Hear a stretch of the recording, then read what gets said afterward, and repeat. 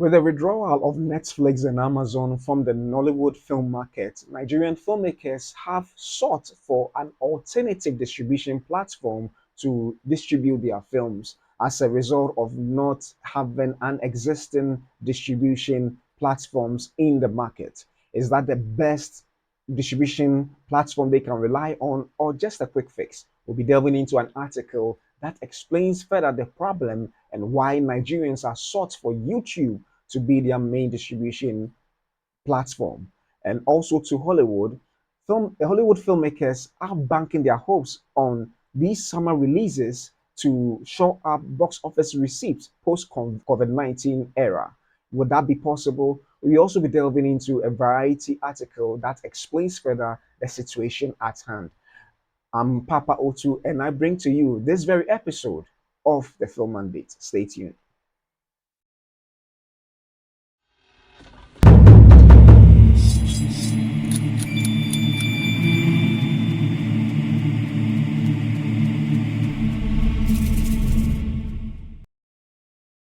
Welcome back to another exciting episode of the Film Mandate, episode 33. And thank you for joining me for this very episode.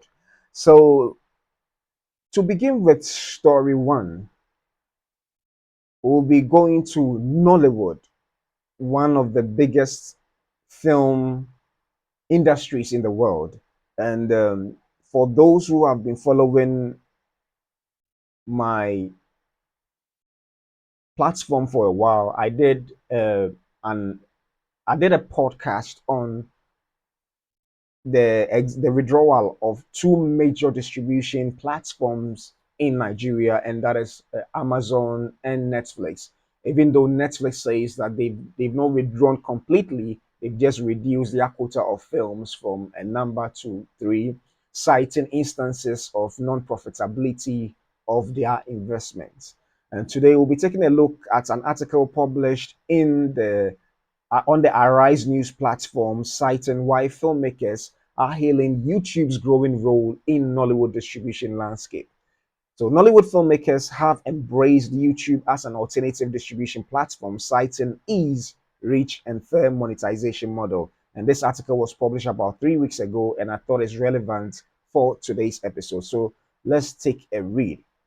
The rise of YouTube as a major distribution platform for filmmakers in Nollywood has elicited some positive developments and interest among practitioners in the film industry. A number of filmmakers who spoke with This Day confirmed this in separate interviews. The filmmakers who have had their works distributed on the global video sharing platform offered various reasons why the platform has now become a major distribution channel for Nollywood filmmakers and producers, disregarding the existing notion associated with the platform. Over the past few months, Nigerians have witnessed YouTube channels driving conversations and becoming a new frontier for streaming Nollywood films following the pullback by other major platforms like Amazon Prime Video and Netflix. A filmmaker, Mildred Oko, said there are two schools of thought on this development, citing the quick fix syndrome and the easiest way out associated with situations. One says you have to remember Nollywood has been about quick fixes and the easiest way out. You can't blame them. It is the society we live in. No long term plans, just the quickest way to make money and reach the greatest amount of people. The second is that our practitioners are only going where Nigerians are. Majority of Nigerians consume their content on YouTube, so Nollywood filmmakers have simply followed them there, and they are assured of payment from the platforms. According to her, the majority of Nigerians can't afford other streaming platforms, so they go to YouTube, where which offers free screening. Another filmmaker, Obi Emelonye, said YouTube has risen to a dominant position in the Nollywood monetization food chain. Revenues from cinema these days have been reduced to a game of luck at best, and at best, a case of two screams or full screams the loudest. This makes life uncomfortable for filmmakers who spend on films over a certain budget, he said. Emel Lonye who also noted that in desperation today, filmmakers of every ilk are clamoring for subscribers and eyeballs on their YouTube channels. In his contribution, Moses Inwang stressed that the awareness was getting higher and filmmakers are taking to the platform because it's seamless for distribution. Filmmakers have been putting their movies on YouTube for a few years now, or for many years actually. It's just that the awareness is getting bigger now, and a lot of filmmakers are now finding themselves on the platform on or finding that platform as an option for distribution because it's the most seamless platform for distribution. You don't need a date. You don't need anybody's permission. You distribute your films on your own terms at your own date as you well please. As long as you obey the YouTube guidelines, you are good to go. And the revenue is not bad considering that it is films. It is films. The duration will help you attract bigger revenue. Filmmakers are just finding out that it's the right revenue generating model for their films. As long as you know how to do a low budget film, I think YouTube is the right fit for you. Asked how long he thinks this development will remain or likely change, he said, I think it's here to stay as long as YouTube platform exists. Then our filmmakers will keep releasing their movies on the platform. Like I said, it's only getting better. We are only attracting more. You know, YouTube is an advertiser based model, business model. So the awareness our films are creating is only attracting more advertisers to the platform. And it means that the more advertisers that come from our region to YouTube, the more revenue content creators on YouTube will be able to generate. So if it's if this kind of awareness, especially like film with films like Odogu and Achalugo, trending so much, it's not just on YouTube but on the entire social media space. That's going to attract more advertisers. That's a good thing, and that's a good thing for all content creators on YouTube. So I think moving forward, it's only going to get better, except one day we wake up and we see that YouTube has crashed. That will mean that filmmakers will start looking for another option, and we always find other options. On the low budget notion associated with Nollywood productions on YouTube, he said this development impacts. First of all, YouTube is a low budget business model. I make films for 300 million naira to 500 million naira and up to 600 million naira. And unfortunately, I can't put such films on YouTube. YouTube is not going to generate the revenue to cover this amount invested. So the YouTube business model for a filmmaker is well suited to a low budget production. So it only means that as more filmmakers migrate to the YouTube platform, there's going to be more low budget films in production and less of the bigger budget films. I mean, owing that also to the exit of Netflix and Amazon Prime Video in our region. So, yes, there's going to be more low budget films in production and distribution in circulation to audiences. Another filmmaker, Victor Opala, who has made films across YouTube, cinema, and streaming platforms, said YouTube has become the main distribution platform for most Nollywood movies, especially from independent producers. Even big producers like Kunle Afolayan, Jade Osiberu, and a whole lot of others have started hosted a YouTube channel, and they are already uploading either their old films or shooting new ones off for YouTube. The exits of Netflix and exits of Prime Video have also affected filmmakers. You can hardly see big budget movies being shot. A lot of people have taken a break thinking through the process, deciding what to do or not to do this time around. And so we have found it to be a veritable platform to distribute our movies, and a lot of people are making good movies, putting on it, and are making good money. And that's what really counts with artistic work. The problem of Nigerian movie industry has always been distribution. When Netflix came, a lot of people heaved a sigh of relief. Prime Video came, we said, oh, thank God. God has answered our prayers. By the coming of this administration, floating of the Naira and everything affected the income of the streamers. When they left, YouTube became the go-to place for everyone. To be honest, I don't know how long YouTube is going to remain the go-to place for Nollywood producers to showcase their movies. I think what Nigerian movie industry lack is our inability to introspect, look inward, and find solution. We are always looking to outsiders as our savior. The cinemas are trying, but they are not enough. Hardly you make your money from the cinemas. I have gone to the cinemas at least 4 times, and I can't say I make my money back my money any of those times except for the big productions that give special slots during the Christmas period. You can hardly see anybody exhibiting from January till maybe October or November say they made their money back. Nollywood is basically a low budget industry. That's the truth.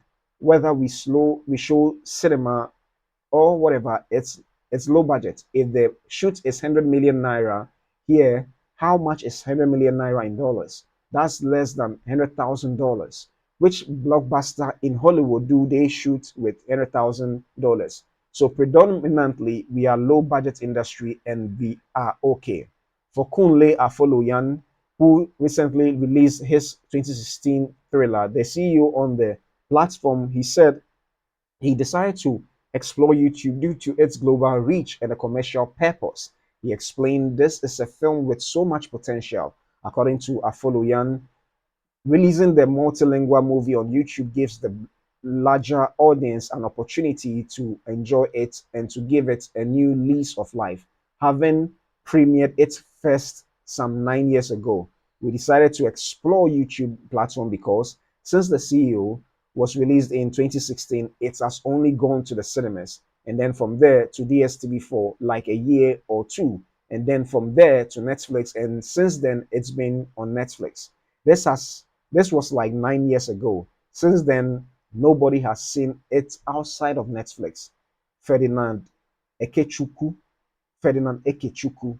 Yeah, so this is indeed a lengthy article, but I felt the need to actually read the entire thing because of the diverse views and reasons they cited as a result of why it is so. So, yeah, various school of thoughts in this article express the reasons why they had to resort to YouTube, mainly because the the non-existence of distribution platforms. So with the coming in of Netflix and Amazon in the Nollywood film market, it created a kind of a covering the gap that initially existed in the Nollywood film market. But as they withdrew, it caused a lot of you know, big hole. Where do they distribute?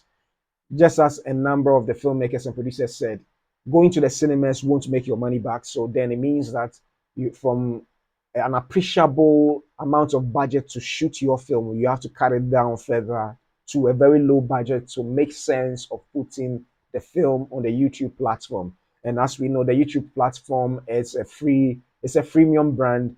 Yes, they have the premium where you have to pay for to subscribe to a little higher, maybe free ad service. And from what the description is, and perhaps that's the case in perhaps all over Africa, maybe with the exception of even Africa, even South Africa has that situation.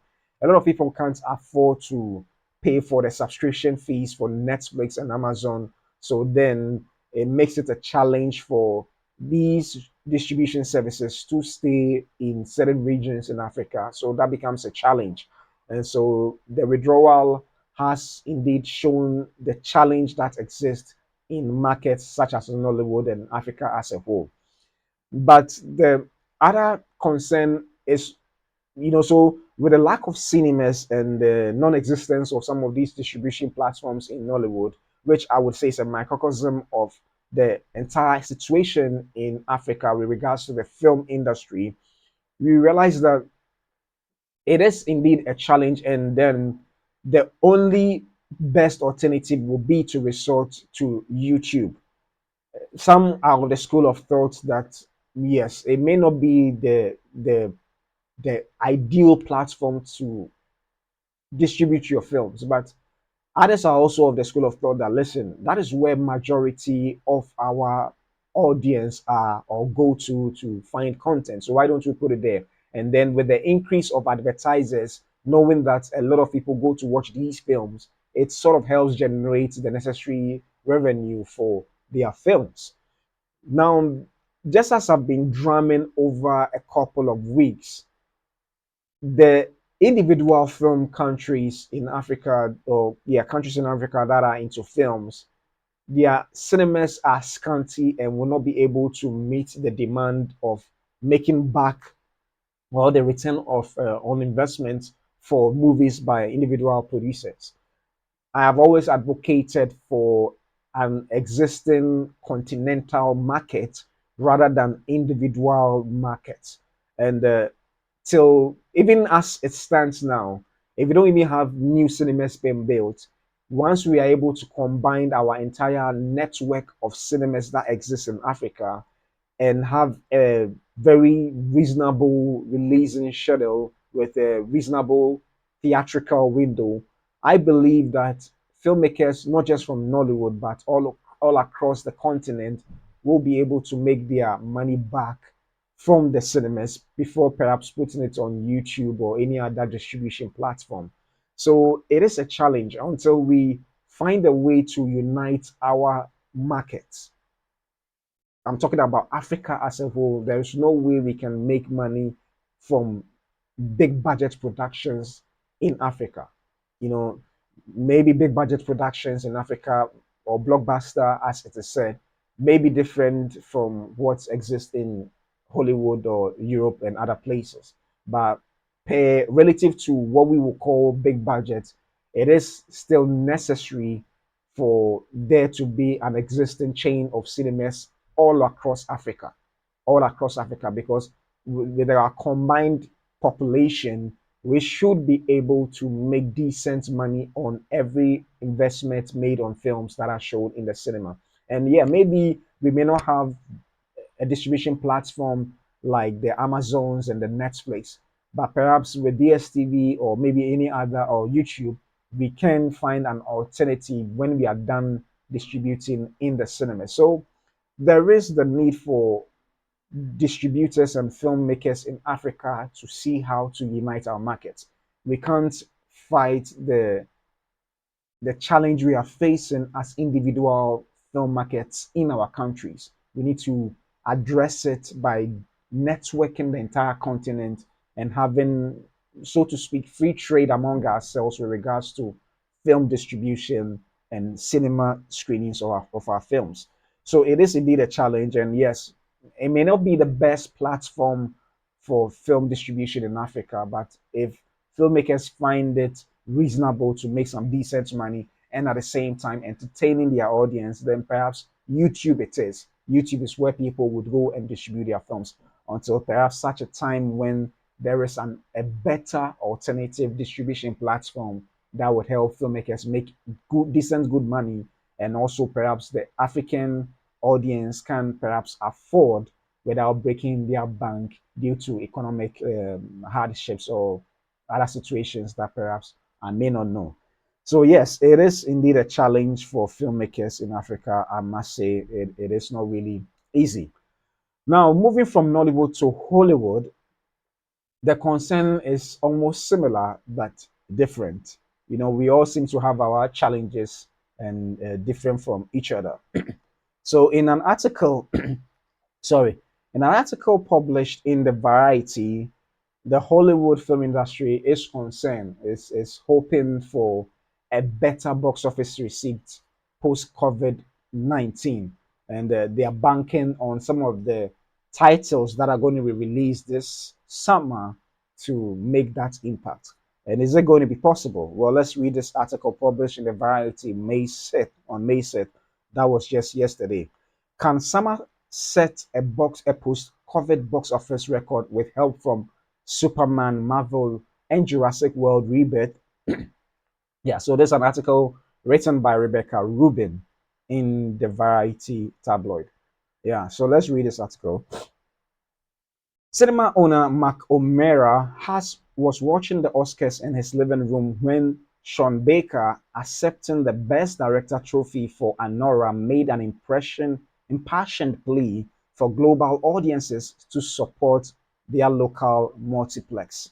I stood up and was jumping up and down. He's talking about me and independent theaters. O'Mara remembers telling his wife, 5 years after COVID badly bruised the movie business, and 2 years after the strike slowed the recovery, O'Mara needed no reminder that the industry remains seriously challenged.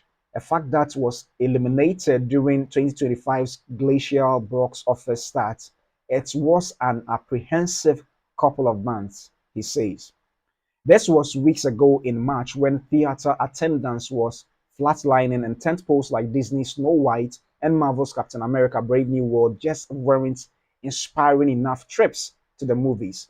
But April's 1-2 punch of a Minecraft movie and Sinners have delivered a necessary boost of momentum. Now that people are getting back in the habit, Hollywood and exhibitors are encouraged about the pivotal summer movie season. We've gone from guarded cynicism to flat out optimism, O'Mara says. We are all feeling like it'll be a good summer. Summer movie season, which runs from May through August, kicks off the movie profitable stretch for the movie business. Historically, the 4 month period has accounted for $4 billion, or around 40% of the annual box office, as studios deliver new installments in their biggest properties. But in the post-pandemic era, domestic revenues have reached those heights only once, during the boom times of 2023's Barbenheimer. This year, though industry analysts believe the summer frame has the potential to be the strongest since the great COVID reset. This lineup reads like the greatest hits of summer movie season, says senior Comscore analyst Paul the Garabedian. Every demographic has a movie that's tailor made for them. I think summer could eclipse the $4 billion mark. Popcorn season should start with a bang rather than last year's whimper of Emily Blunt and Ryan Gosling's action comedy, The Fall Guy and Furiosa and Mad Max saga. This year, Disney started a party in May with with Marvel's Thunderbolts, which ignited to $76 million. So they are talking about their domestic box office. Memorial Day should provide another jolt and maybe fuel a record with Disney's Lilo and Stitch and Paramount's Mission Impossible: The Final Reckoning. From there, studios have scheduled a robust genre-spanning slate of comic book adventures: Superman, The Fantastic Four Steps, family films, Pixar's Elio, and Universal's live-action How to Train Your Dragon, and The Bad Guys 2, Paramount's Smurfs, and action epics Jurassic World Rebirth F1. There's also horror 28 years later, Megan 2.0, I Know What You Did Last Summer, and Weapons, and nostalgia bait Karate Kid Legends, Freakier Friday, The Naked Gun to round out the calendar. On paper, summer looks strong, says analyst David A. Gross, who runs the movie consulting firm Franchise Entertainment Research. Big franchise films are going to lead again. Hollywood regularly relies on superheroes, dinosaurs, and that defying stunts from Tom Cruise to propel the summer season. And overly familiar brands will again reign in terms of ticket sales. But industry watchers are hopeful there's space for new properties like the intergalactic adventure Elio and Brad Pitt's racing drama F1 to flourish. We all point to the success of sequels and unknown IP, but at some point, you need new franchises, says Andrew Cripps, Disney's president of global theatrical distribution. I think there's room in the summer for an original movie to break out. Exhibitor Craig Heckman, director of marketing at the California-based Maya Cinemas, feels satisfied with the schedule, which he believes offers the level of consistency in output that's been sorely missing in the past half decade. Moviegoing is habitual, he says. We are looking for a constant stream of titles to take the edge off the lulls from the first quarter. Though the country is potentially facing an economic downturn, Industry analysis suggests that tough financial times won't badly damage the cinema business. That's because movie tickets are more affordable than other out of home entertainment. Typically, the box office has been recession proof, says Alicia Rees, VP of Equity Research at Wedbush Securities. People need escapism during tough times, and trips to the movies and are relatively inexpensive outings. Inexpensive outings. So, yeah, pardon for the lengthier articles that I've been reading today, but it seems, yeah, the challenge it's all over the world with poor box office receipts, and it is a challenge. Hollywood has been one of the most successful film or the most successful film industries in the world, making monies in excess of, 5 billion, perhaps even 12 billion and over. And it is we in as much as we exist, or myself, from out from looking from outside Hollywood, none of us want Hollywood to fail because we want Hollywood to succeed. They've provided a business model that seems to work so well that all over the world, industries, Bollywood, Nollywood, are trying to replicate their success. So we want Hollywood to succeed. I want Hollywood to succeed because I like Hollywood films. And if they succeed, whichever model they go by, it is something that we all learn from and hope to emulate on our continent. I'm for continental film markets rather than country film markets. So yes, it is a challenge because COVID-19 affected all film markets. All film markets, Africa not exclusive. We were all affected. Nobody was willing to go to the cinema and risk contacting, COVID-19. But afterwards, it's it's been slow, and in as much as there are certain films, just as the article said, Barbenheimer, that is Barbie and Oppenheimer, making big splash in the box office, receipts with other films as well. This year in particular, it hasn't really been good in Hollywood. I think now it looks like Sinners and Minecraft is making a good turn just into the summer season. And now that Thunderbolts has taken over, Thunderbolts seems very promising, and Sinners seems to also have that mileage to really keep on, that legwork to keep on making money. So with the existing or the coming releases of these big tent poles, cinema owners are hoping that yes, perhaps these ones would shore up the the losses that have been made over the years, the past four months. And over this period of 4 months, the Hollywood or the American film market has made about over $1 billion, which is not bad, but not the very best, because then cinemas, the distribution model, I mean, the cinemas, they'll make all the money. The studios whose films is it that they exhibit make a chunk of the money, and they get also portions of the money. So the bigger the box office receipts, the better money everybody makes within the film supply chain. So it has not been good, and Superman is a big franchise, but it has not really delivered, you know, like on a bigger scale, just as Marvel has. And perhaps with Thunderbolts, if Thunderbolts ends up proving to be a juggernaut in some sense, which is likely not to, because the characters used in Thunderbolts are not as popular as the other franchises like Avengers and even Guardians of the Galaxy is a perfect comparison. So if it's even able to make Guardians of the Galaxy kind of money with this first offering, maybe down the lane it may make big money with its sequels. But cinemas can't wait that long for such to happen because they have to run their businesses to remain solvent. Otherwise, others end up in bankruptcy.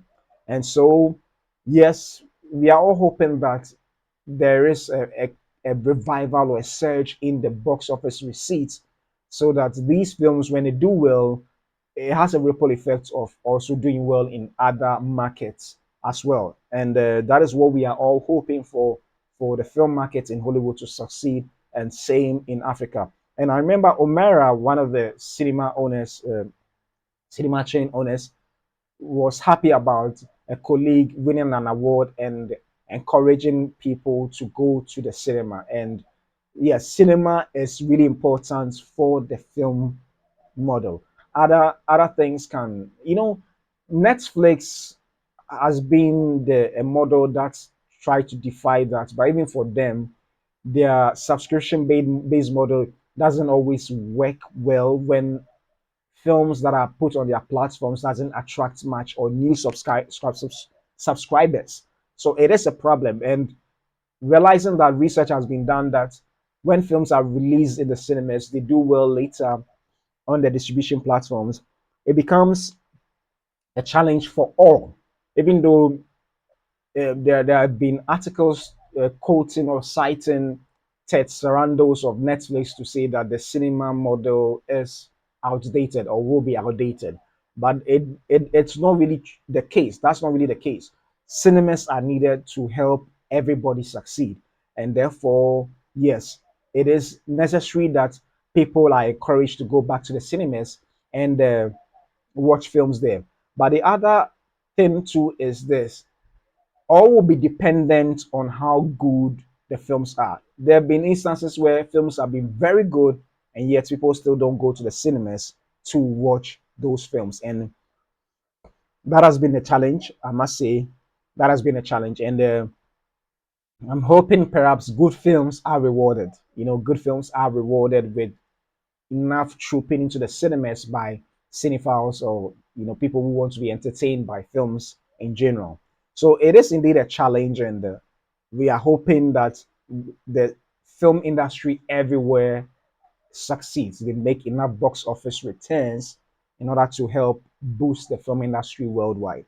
Boost the film industry worldwide. Because when more films make big money, are very profitable, then would we have the filmmakers being hopeful to make such more films, studios also encouraging filmmakers to do more films, and they themselves doing more films, and also would encourage co-productions all over the world. And that's why the current tariffs being possibly going to be slapped on the Hollywood productions made outside US, or whether even general productions made outside US. But regardless, we are hoping for Hollywood to succeed, and same for all other film industries worldwide. Also in Africa, we're also hoping to succeed. So yeah, this is indeed quite a challenging time for the film industry everywhere. Looking at the first article that I read about Nollywood, or yeah, Nollywood, it's not really been easy in Africa because we don't have the existence of such structure. But even the countries, or yeah, the US, who has such a structure, is facing a challenge because of the massive infrastructure they have to maintain, and also involves quite huge sums of money. So yeah, this indeed is not the best news I'm delivering, but it's really a hopeful news that someday the film industry everywhere will get better than it is now. So yeah, that ends my episode for today, episode 33. And thank you so much for joining me for this episode. I'd like you to share your views in the comment section down below. And if you have any other topic or questions you want to ask, I'll be glad if you share them so that I can also, we can talk movies more often than not. So thank you once again for joining me for this episode of the Film Mandate. I'll see you tomorrow, and see you soon. Bye bye.